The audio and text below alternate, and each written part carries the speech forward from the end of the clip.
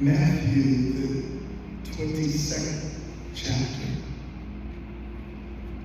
the 34th through the 40th verses.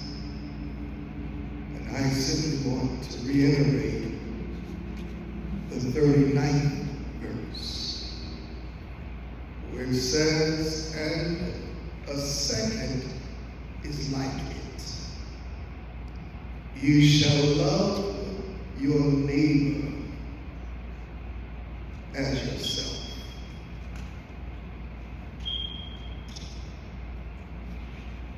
I want to preach from the subject this morning.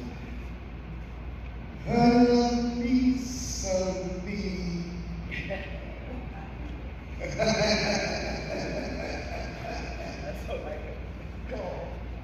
He said, I love me some me. Did y'all read that? Say it to yourself, I love me some me. Yeah. I love me some me. The sermon may in some ways sound conflictual with how we have understood Christian doctrine, in which we are to be servants, which is true, which we are to be giving, which is true. But I also believe that the service that we give, the things that we do, ought to be based on the love for myself. And the love that I have for myself, I also desire for you to have that same love for yourself. Does that make good sense? The text says that a second is like, let me go back. It says, when this little smart lawyer asked Jesus, he says, "Teacher, which commandment in the law is the greatest?" He said to him, "You shall love the Lord your God with all your heart and with all your soul and with all of your mind. This is the greatest and first commandment, and a second is like it. You shall love your neighbor as yourself. On these two commandments hang all the law of the prophets." And so, in order to truly get along with this second one, I want you to write this down. There's a presupposition. Amen. Someone say presupposition. Yeah. You see, a presupposition is a thing tactically assumed beforehand. At the beginning of a line of argument or a course of action, a presupposition is an assumption that is made, that is understood, that I don't even have to say. And in the presupposition to the second commandment, it says, you shall love your neighbor as yourself. The presupposition is that you love yourself. He's saying that you got to love your neighbor. Well, how do I love you? You love him like you love yourself. But the problem is, what if you don't love yourself? Sometimes we dog ourselves out to do the work of Christ, but the problem is it is coming from a place where you're broken, you're hurt, you're messed up, amen, and you're trying to do the work, but you have not worked on yourself. I remember, I was going to say reading, but I'm lying, I didn't read it, I saw it on YouTube. I remember seeing on YouTube about how doctors were back in the day in trauma units. They would go from one patient to the next patient to the next patient. Amen. Trying to save lives, but the problem was that was before they fully understood here in America. You might need to wash your hands before you go and see the other patient, because what you're doing is transferring various diseases and sicknesses from room to room to room. Come on, somebody say amen. Amen. In me loving me, that's in essence, that's just like me making sure I wash my hands before I begin to deal with other people. Because sometimes in dealing with other people, it comes from a place where I don't have strong love for myself. I can infect other people even when I'm trying to do good and have the best intentions, but because I'm messed up inside, I really don't feel good about who I am as a person. Even though I'm trying to do the right thing, I'm really infecting folk. Wow. Y'all quiet. I don't know that because they ain't getting it or they don't want to say ouch. I'm trying to figure it out.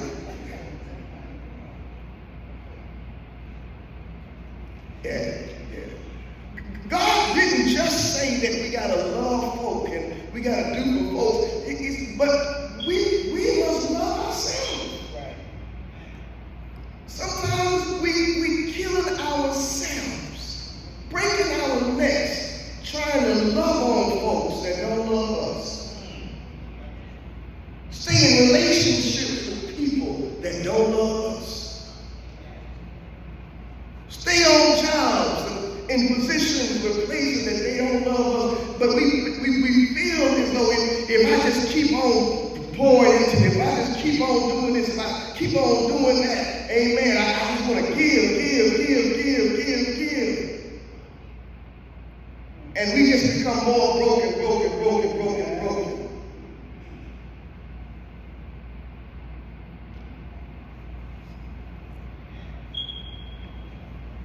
There's a presupposition. And the presupposition is that you love yourself. Now, because of that presupposition, write this down too. Because I love me. Write that down. Because I love me. And when you get home, I want you to start filling in the dots after that. Because I love myself, I'm not going to allow you to abuse me and think that I'm going to keep on staying and getting my spirit, physical, emotional self looked upside the head. Why am I not going to stay in toxicity? I'm not going to stay in toxic places. Why? Because I love me. That's why. Because I love my sanity. Because I don't want to go to jail. Right? Because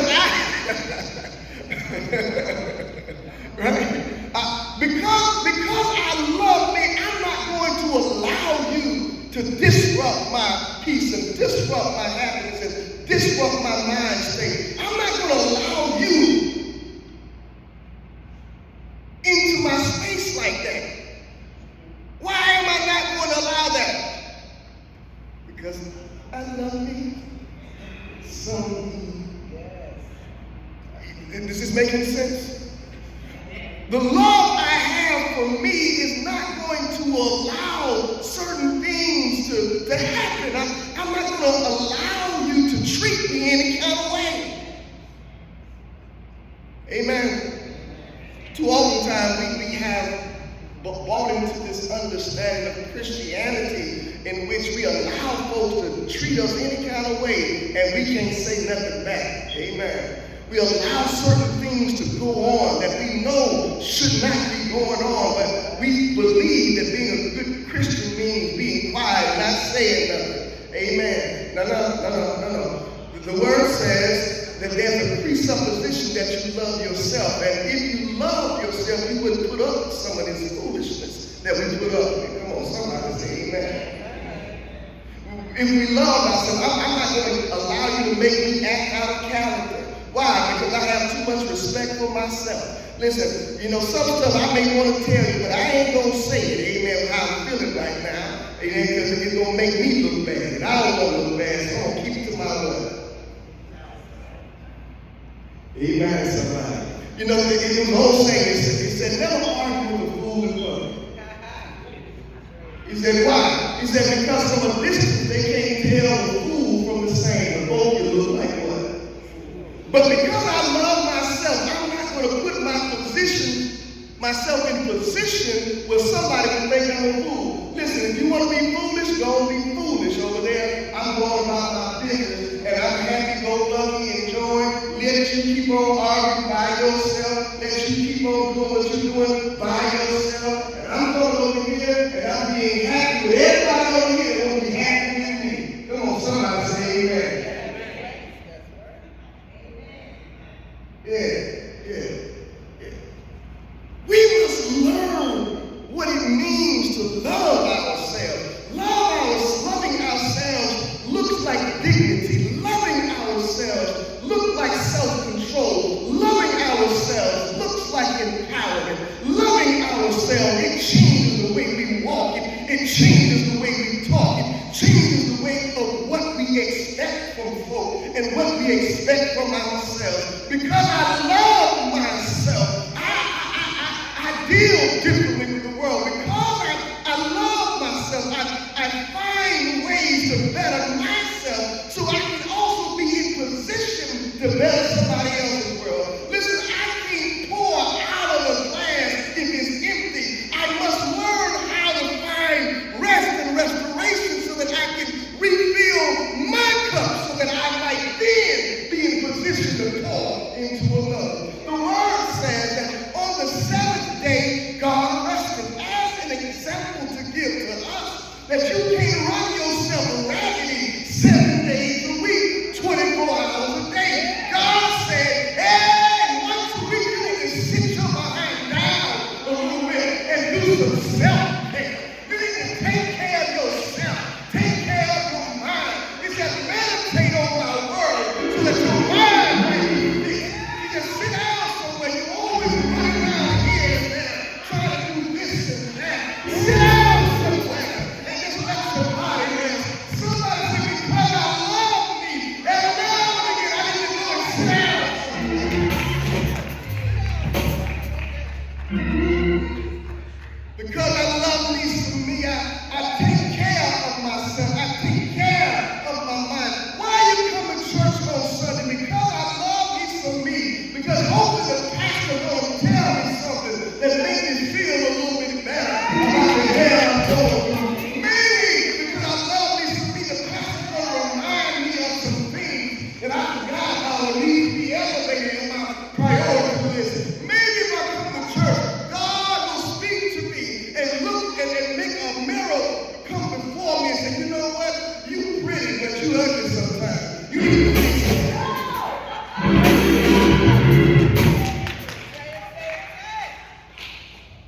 Amen, somebody.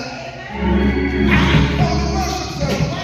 Because I love me some me, and because I love me some me, that means I'm always looking to work on who?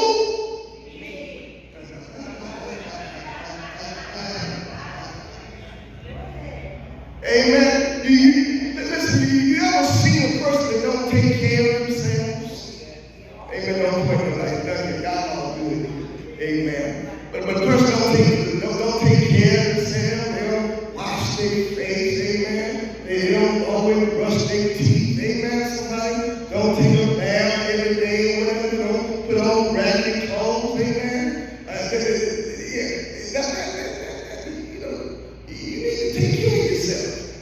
And that's what worship service does. Worship service is the cleaning of your mind, the brushing of your spiritual eyes. Amen. Get the crust. Amen. Get the crust. Somebody say crust. Amen. Out your spiritual eyes. And some of us can't see what God is doing because we still got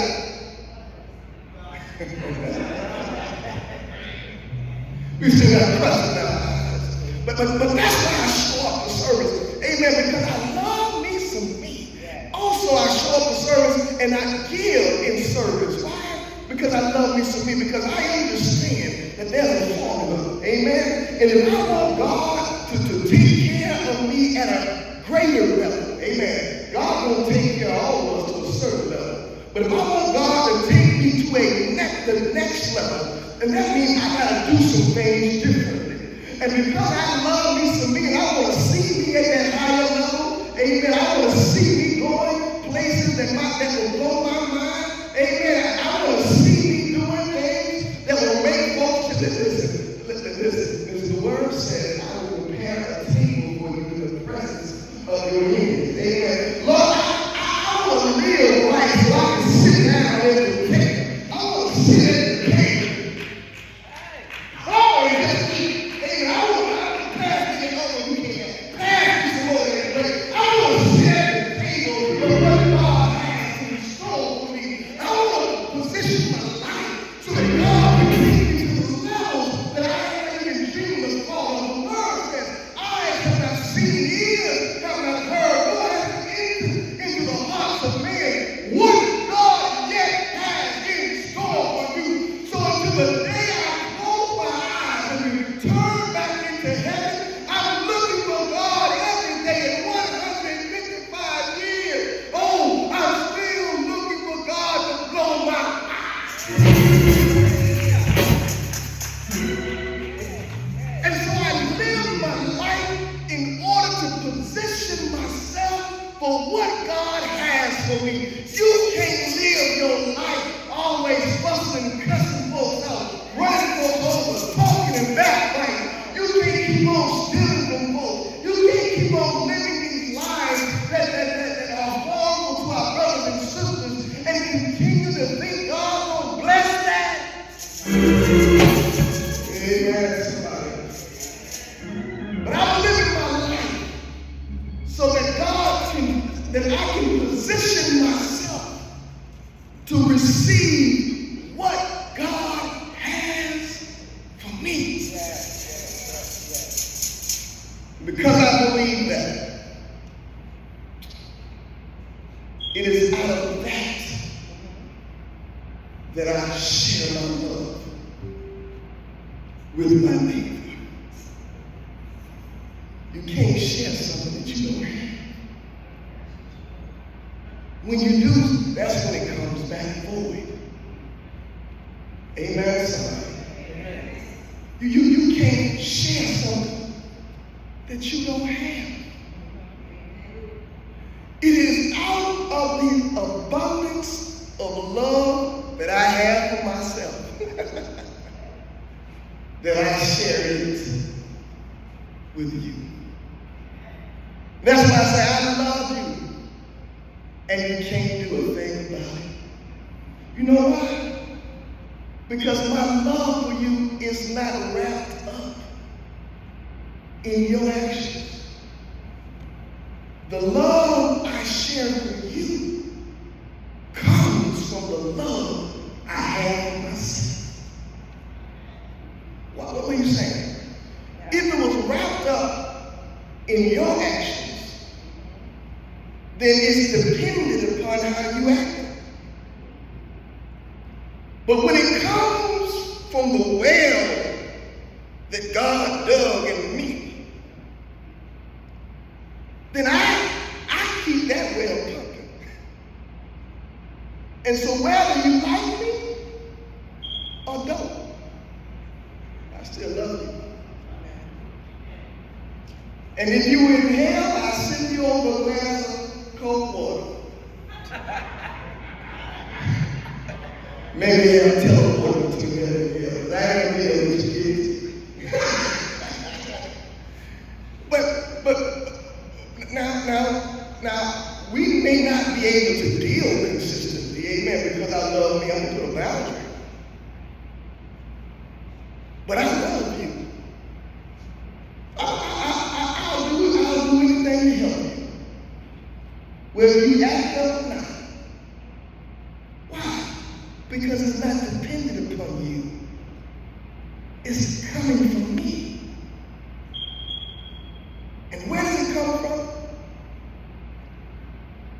The word says that when I do good things for you, God does good things for me. Out of man's heart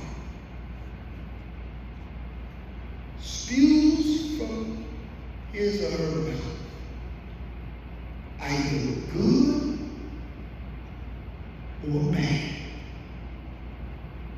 The choice is yours. Stand with me.